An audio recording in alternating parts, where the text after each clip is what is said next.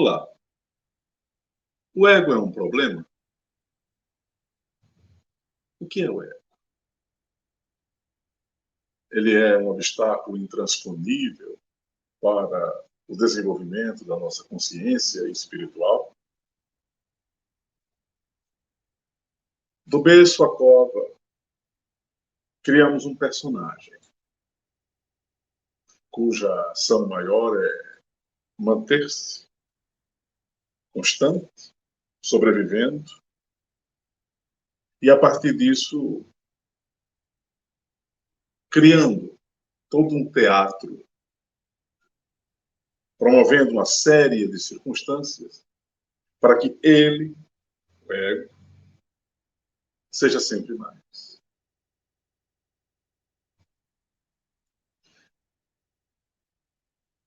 Nós poderíamos falar que há dois grandes senhores do materialismo ou da própria vivência humana que alimentam o ego. A palavra ego tem a ver com persona, personagem, tá? Com um eu fictício que é engendrado durante esse tempo que nós estamos existindo na forma com o nome. O nome e a forma são os emblemas principais para caracterizar o ego. Mas há dois outros senhores do ego, ou dois outros mecanismos que produzem o ego. E que nós poderíamos perfeitamente aqui falar. Um primeiro senhor é o desejo incessante de recompensa, é a vontade de recompensa. Se Nietzsche cunhou o termo vontade de potência, ou pelo menos tornou esse termo muito célebre, né? Eu aqui, modestamente, crio um outro termo a partir do que Nietzsche fez. Vontade de recompensa. É o que caracteriza o ego.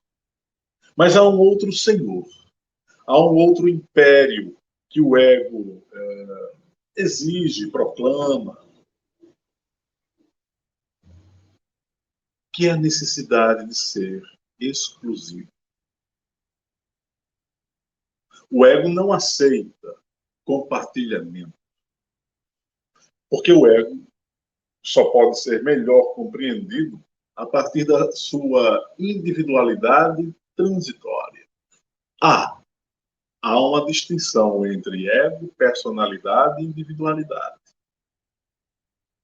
Enquanto o ego ele luta por se manter o tempo todo no topo, ele almeja o aplauso, ele almeja a recompensa, a satisfação, o conforto excessivo. E muitos criticam a sociedade tecnológica da qual fazemos parte, porque ela tem nos ofertado muitos confortos. Mas aqui eu lanço uma primeira reflexão crítica em relação a isso. Ter um mínimo de satisfação existencial, de conforto, de bem-estar, é um obstáculo para a evolução espiritual? Sejamos sinceros. Claro que não. Mas é uma sociedade que promove muitas zonas de conforto, de fato. É uma sociedade que promove um homem no seu pior, deixando-o aquém de uma atitude mais altiva, mais ousada. O ser humano é muito infantilizado. Nós somos seres infantilizados porque as culturas das quais fazemos parte, e em especial o modo como fomos condicionados por um sem número de instituições, isso aqui nos deixou desse modo. Então, há um primeiro senhor, que é o senhor da vontade de recompensa, que faz do ego esse faminto em ser aplaudido, visto, em ser o centro das atenções. E há um segundo mecanismo, que é a necessidade de ser exclusivo. O number one, o singular, o único a ser observado em detrimento dos demais.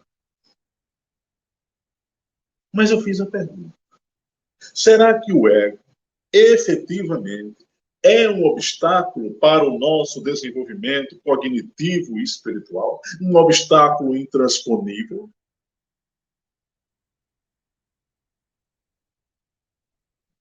Há aqueles que defendem que o ego precisa ser destruído. Há aqueles que defendem a tese de que o ego ele não pode efetivamente existir.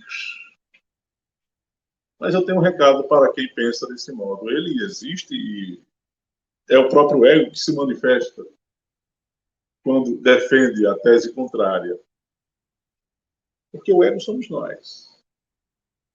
O ego é qualquer atitude nossa vinculada a uma necessidade voltada para o eu, para a fruição de sensações, prazeres, mas também para a exclusividade em tudo que nos diga respeito.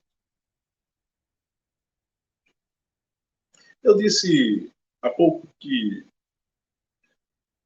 o ego tem essa vontade de recompensa, né? E que lancei a pergunta, será que o ego é um obstáculo intransponível ao desenvolvimento cognitivo e espiritual? Mas se eu lhes disser que sem o ego não há evolução, vocês irão concordar comigo?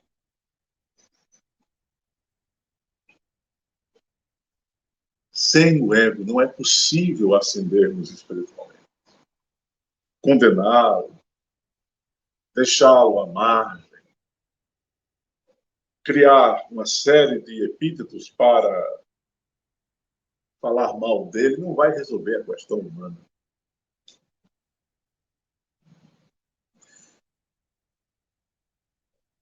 Os grandes mestres espirituais, eles fizeram questão de criar uma série de métodos, de ferramentas, né? E nos fosse possibilitada a perspectiva de realizar essa distinção entre a natureza profunda do ser humano, esse eu, esse ego profundo, esse eu espiritual profundo, que pré-existe a vida na forma e sobreviverá à dissolução dessa vida. Então eles falaram, existe o ego, mas existe um eu espiritual. Esse eu espiritual aqui, ele é caracterizado por uma série de aspectos, de energias, de habilidades, que o ego precisa abrir espaço para que esse eu profundo se manifeste na forma. E aí, desde a filosofia profunda, passando pelo yoga, pela alquimia, passando pela magia, pela antropologia, pela psicologia, nós temos um sem número de técnicas que nos possibilitam não só mapear e escanear esse ego que nasce a partir do momento em que nós nos manifestamos a essa vida transitória e que, em tese, se encerraria com a nossa visita ao túmulo. Eu aqui não vou endossar a perspectiva de que o ego é um elemento intransponível e de que ele precisa ser destruído. Isso seria, na minha ótica, uma atitude contrária à evolução espiritual. O ego precisa ser administrado, mas não destruído. Ele precisa ser coordenado para que as forças espirituais que estão na profundidade do nosso ser venham a se manifestar. Mas aqui é importante que a gente pense num outro aspecto que talvez poucos possam se referir. Quem alimenta, quem fornece, quem retroalimenta, melhor dizendo, o substrato essencial do nosso ser, ou seja, as nossas mônadas espirituais, com informação, com vivência, com atitudes, com experiência, é o ego. Nossas mônadas espirituais, assim está registrado nos anais ocultos da espiritualidade, essas mônadas, em tese, não se imantam em corpos físicos animalizados, dada a condição extremamente sutil dessas mônadas. Mas elas produzem uma alma que servem de elemento intermediário para se imantar a um corpo físico transitório, e essas almas vão recolhendo informações, repassando essas informações que o ego vivencia para as mônadas. Mas as mônadas não são perfeitas? Emanadas do seio da deidade? Elas não são perenes? Elas não são incorruptíveis? Há, de fato, algo parecido com isso. Mas sempre precisamos lembrar que ideias de perfeição são uma projeção da nossa vivência humana. E verdadeiramente o que poderá ser perfeição para tentar caracterizar o ego poderá ser algo diferente, muito além do que a gente possa imaginar. Mas nossos egos é que produzem as vivências e experiências, e estas são repassadas para a alma, e a alma as repassa para a mônada. Ou seja, o tempo todo nós estamos, através das nossas atuações na vida, recolhendo elementos que servirão para tornar mais complexa ainda a mônada, o que implica que ela tem um tipo de perfeição progressiva e não estática. Os nossos egos são o primeiro elemento, a primeira ferramenta à nossa disposição para mapear a realidade externa. Só que a realidade externa já está posta quando aqui nos manifestamos por meio do nascimento. A tradição oriental vai dizer que o mundo é um construto ilusório, o que eles chamam de Maya. Nós poderíamos adicionar isso, por obviedade, a ideia de uma construção holográfica, ou um universo holográfico, onde cada parte replica o todo. Isso é holografia. Ou seja, é uma ilusão. É uma projeção de um pensamento manifestado na concretude, na materialidade, na horizontalidade, na relação, no mundo de relação de terceira dimensão. E aí muitos falam quarta, quinta dimensões, por aí adiante. Mas a pergunta que não quer calar: você se considera alguém com um ego muito acentuado, ao ponto de não perceber que há um elemento em você além da sua manifestação corpórea?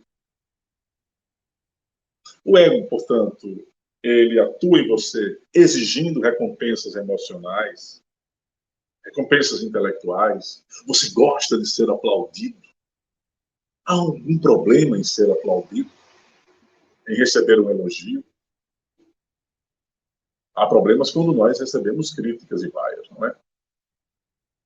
Mas, assim como diz o Bhagavad Gita, um dos livros que fazem parte, ou um dos capítulos, melhor dizendo, que faz parte do Mahabharata, épico hindu, no Bhagavad Gita, é dito textualmente pela boca de Krishna para Arjuna: liberta-te da ideia de aplauso, como também da ideia de vaia e crítica. Mantém-te além destes dois aspectos que podem destruir você. Eu estou colocando com as minhas palavras, ok? Ou seja, não há nenhum problema em você receber um elogio. E também, nós não deveríamos gerar problemas quando alguém nos critica. Porque o elogio, quando feito de bom coração, e quando nós compreendemos que aquilo pode ser um incentivo, não é um óbice ao despertar da consciência. Mas tornar-se-á um problema quando exigirmos que esses elogios continuem massageando o nosso ego, quando eles se tornam um imperativo para a minha existência em todas as circunstâncias. E quando alguém para de me elogiar aquilo, de tanto fazer isso, alguém dá um basta, dá um stop, e nós estranhamos, mas espera, fulano não me elogia mais, por quê? Eu sinto falta do elogio dele. Aquilo me alimenta. Eu me torno envaidecido com aquilo, porque aquilo me deixa nas nuvens. O ego, portanto, ele gosta de receber elogios, mas ele gosta de ser o tempo todo afagado, circundado, colocado numa redoma. Qual é o resultado disso? Uma sociedade cujos indivíduos têm dificuldade de enfrentar problemas, de viver situações difíceis. A vida por si só já é muito difícil, não é? E quando nós acentuamos isso, essa atitude passiva, receosa, temerária de ir para o mundo, de enfrentá-lo cara a cara, isso aqui cria um sem número de problemas psicológicos, começando com a ansiedade e terminando com processos depressivos superlativos. Mas vamos voltar aos senhores do ego. Eu falei da vontade de recompensa e a necessidade de ser exclusivo, mas eu posso criar agora um terceiro outro elemento que alimenta o ego. E que tem a ver não com o ego terreno, mas no caso aqui, como nós estamos tratando da série Conhecimentos, Filosofando da Espiritualidade, é aquilo que eu chamo de ego espiritual. A necessidade de ser alguém que fala ou que vive o mundo espiritual e que quer ser sempre o centro dessa coisa. É o palestrante, é o escritor, é o yogi, é o psicólogo, é o antropólogo, é o filósofo, é o que mexe com o mundo interno do ser humano e que ele já, portanto, se acha além do senso comum, ele se acha além da vida mais cotidiana. Num livro maravilhoso de Helena Petrovna Blavatsky, conhecido como A Voz do Silêncio, na verdade não é dela, ela fez uma tradução do livro de Preceitos de Ouro lá do Tibete. Nesse livro, A Voz do Silêncio, ou o Som Espiritual, como alguns também gostam de chamar, ela diz em palavras fortes: a você que está no caminho espiritual, desvincula-te da necessidade de ser superior aos demais só porque tens acesso aos arcanos ocultos do mundo. Ou seja, não é porque você está na trilha espiritual, na busca, que você já se deve observar como um alguém que olha por cima dos outros. Além de ser uma atitude muito perigosa, é uma profunda ação que tem como efeito a derrocada espiritual. Derrocada espiritual. Você acha que há fracassos espirituais numa existência? Bom, se você levar em conta que havia uma certa programação, eu talvez questione muito isso, mas vamos colocar do modo como as doutrinas espiritualistas asseveram. Antes de nós encarnarmos, nós fazemos uma espécie de programação daquilo que iremos viver, e aí, quando estamos vivendo na matéria, em função da obtusidade da condição material densa, do estilo de vida que sempre nos convida a não ter foco, a nos distrairmos, né? As próprias exigências relacionadas à sobrevivência, tudo isso vai nos solapando. Planejamento feito antes, é bem verdade que nós não temos recordação daquilo que foi planejado. Mas qual é a grande questão? O ego espiritual, o ególatra, que se vê como alguém superior aos demais, seja em qualquer área, nicho do conhecimento humano, é o pior de todos. Porque a partir dessa atitude ele pode tiranizar a vontade alheia, ele pode macular e anular a vontade do outro, em nome das suas ideias, em nome das suas perspectivas. O ego, de fato, é um obstáculo intransponível à nossa evolução espiritual? Não. Se vocês observarem, em vários níveis do conhecimento cabalístico, por exemplo, fala-se que é preciso unir essa realidade com a realidade superior. Realizar a síntese. Nós só podemos criar a síntese, entre aspas, perfeita, se o homem terreno tornar-se consciente. E a partir desse nível de consciência, acessar o nível suprafísico. Tem que ter atitude primeira do ego para a evolução se perturbar. A mônada não vai fazer isso por nós. Ainda que ela tente nos influenciar, somos nós que precisamos ter essa compreensão. Somos nós que precisamos observar que o ego é o elemento necessário para ascendermos espiritualmente. Ele só se torna prejudicial quando ele gera sofrimento nos outros e em nós mesmos e cria barreiras cada vez mais intensas no acesso com esse mundo profundo do ser, esse eu profundo, esse ego superior, esse eu superior como outros gostam de se referir.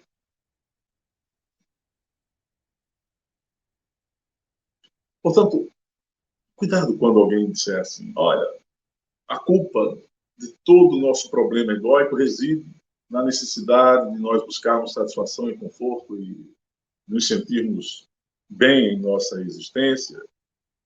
A culpa é da tecnologia, a culpa é daquilo outro.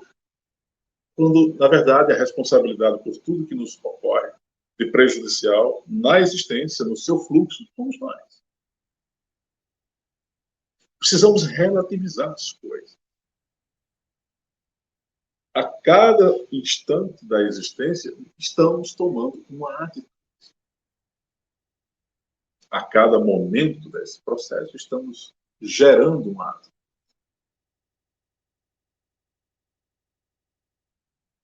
É o modo como utilizamos as coisas que precisa ser observado, e não as coisas em si.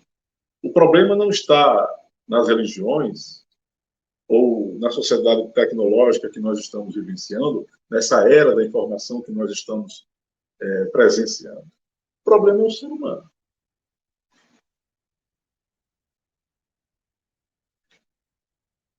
O eu espiritual só poderá se manifestar por meio do ego. Qual é o grande problema? Nós nos apegamos a esse conceito de que temos um nome, de que temos uma forma, e de que esse nome e essa forma não podem ser destruídos sob hipótese alguma. Aí fica complicado. Mas, paradoxalmente, o ego ele é paradoxal, tá? Paradoxalmente, sem o ego, ou seja, sem a administração das suas sensações, o estoicismo, uma filosofia antiga, mas na minha modesta percepção, profundamente atual e útil ao ser humano dos tempos vigentes, para os tempos vigentes, o estoicismo tem um conceito que eu acho perfeito. Quando se diz que é preciso se tornar imperturbável, ataráxico, no meio do caos. É preciso admitir que você precisa expressar o que você é, com o menos componente ilusório possível. A gente cria ilusões para poder se manter. Cria uma imagem, vende a melhor imagem para o outro. Há algum problema nisso? Há quando você distorce o que você é. Quando você vende o melhor de si sendo o que você é, sem criar nenhum floreio, sem se tornar um pavão em termos de vaidade pessoal, não há nenhum problema. Há um problema quando você deseja ser o tempo todo observado, aplaudido, o tempo todo ter algum tipo de olhar central sobre a sua vida. O ego é um problema? Eu poderia também dizer, o ego é a solução? Claro que não. Mas, por meio do ego, muitas soluções poderão ser encontradas. Há aquela visão ascética do Oriente de que o ego precisa ser destruído. Não é bem-vinda. Mas há também uma outra perspectiva, a de que o ego, no Ocidente, é o elemento primeiro para a captação da realidade. Isso aqui é bacana. Porém, quando nós deixamos de lado, por exemplo, a percepção das coisas mais profundas do nosso psiquismo, da nossa psique, aí os problemas começam. Nosso ego tem vários substratos, vários aspectos. Um deles é que, por meio do ego, usamos a fala e usamos o intelecto. O intelecto quer tomar a primazia sobre tudo. E a fala, quem é muito egóico, fala muito, porque quer se impor imperiosamente sobre os demais, sem deixar espaço para o diálogo, para uma conversa mais fraterna, filosófica. E o intelecto, ele se disfarça de sábio. O homem intelectual não é o homem sábio. O homem intelectual tem o verniz da sabedoria, mas não a aplica. O homem racional, consciente, maduro, que expressa suas emoções de modo moderado, de forma moderada, esse aqui está no caminho do despertar da sua consciência. Quando os estoicos falavam da ataraxia, ou seja, o estado de imperturbabilidade da alma, eles estavam se referindo a esse aspecto. Controlar as emoções, desenvolver a racionalidade. Isso aqui fortalece a vontade e dá os elementos necessários para que nem o ego seja destruído e nem haja um impedimento, um obstáculo intransponível para a manifestação das forças e da habilidade espiritual ou dos poderes latentes da natureza profunda do ser humano. Seja você, mas não anule o outro. Exponha as suas sensações, os seus anseios, observe a realidade, seja efetivamente o que você é, mas não precisa excluir o outro, não precisa alijá-lo, afirme o outro, não precisa alijá-lo da condição existencial. O ego só passará a ser um problema quando a exclusividade e a necessidade de recompensa forem mantidas. Elimine esses dois aspectos e nós perceberemos que esse ego será mais feliz. Ele não terá tanta ansiedade, porque não estará atrelado a um desejo de ser observado o tempo todo, nem de ser recompensado ininterruptamente. O problema do ser humano é o próprio ser humano quando ignora as suas potências e quando cria uma falsa noção de um eu que não tem existência real. Mas não se esqueça.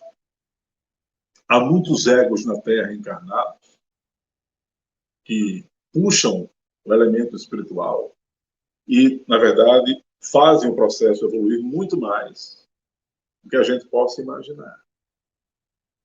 É o ego quem conduz o processo evolutivo. Não é o universo. Ele é apenas um nome atrelado a uma forma, mas há uma consciência que subjaz e que precisa urgentemente se tornar patente, evidente, manifesto no construto desse universo holográfico que estamos inseridos. Reflita. Esse é um dos temas capitais do processo que envolve a verdade, o autoconhecimento E a nossa série Conhecimentos, Filosofando a Espiritualidade tem essa proposta. Em um outro momento, nós retornaremos para mais um episódio da nossa série. Um abraço fraterno e até lá.